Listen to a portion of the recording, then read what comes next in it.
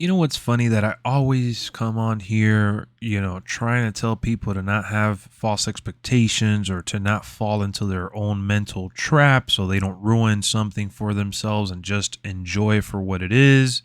And I bought into the hype. I bought into the CM Punk versus Moxley hype. I thought this was going to be a legit match, and I am super disappointed to say that it was not.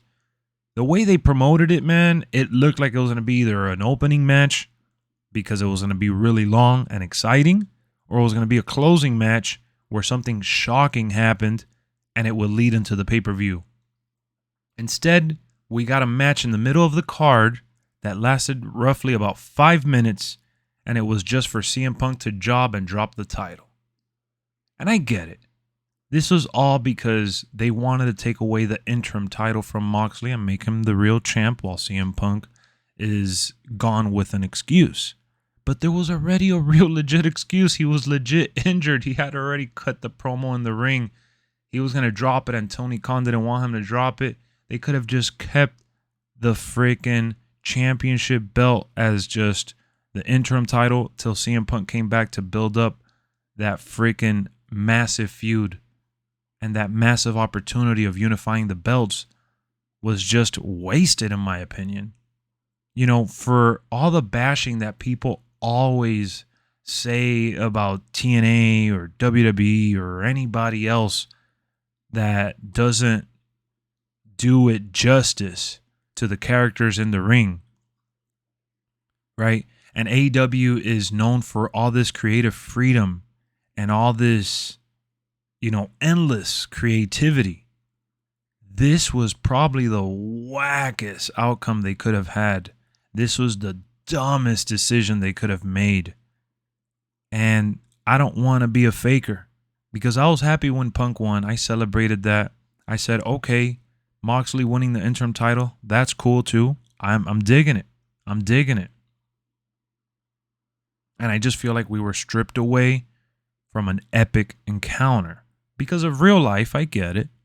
Punk is really injured. But don't do this to me.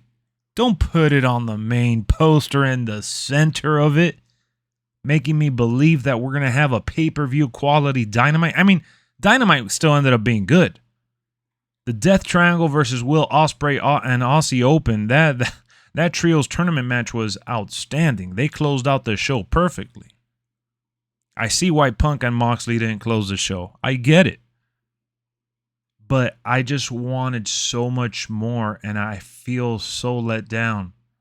So disappointed. Well, Lex, they were just trying to protect the pay-per-view. They wanted to kind of set the expectations straight because people thought Punk was probably going to be a surprise and he might show up.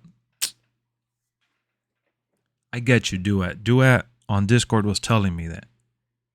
Doesn't matter, bro. Sky's the limit. This is fantasy storytelling, man. You could make up your own rules. You could do whatever you want. Sky's the limit. There is no limit here. Go about it differently. Do something different. Do something special. I don't know. I'm not the writer. I just know that what they did felt lazy and super anticlimactic. And then Moxley cut a promo saying he's the guy.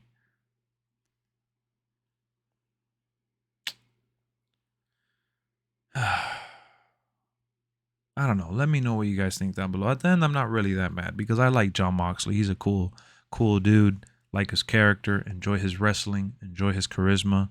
I like him in real life too. I'm always cheering for him. I always want the best for him. I'm glad he's happy and he's having a run in AEW. But they should have put Daniel Bryan in that spot. I mean, Bryan Danielson. I'm sorry. Bryan Danielson should have been fighting for the title. Or I know they're in the same Combat Club, which kind of, I don't know. I just watched the match and I'm just like, what happened? What went wrong? Who gave the green light for this? How disappointing, bro.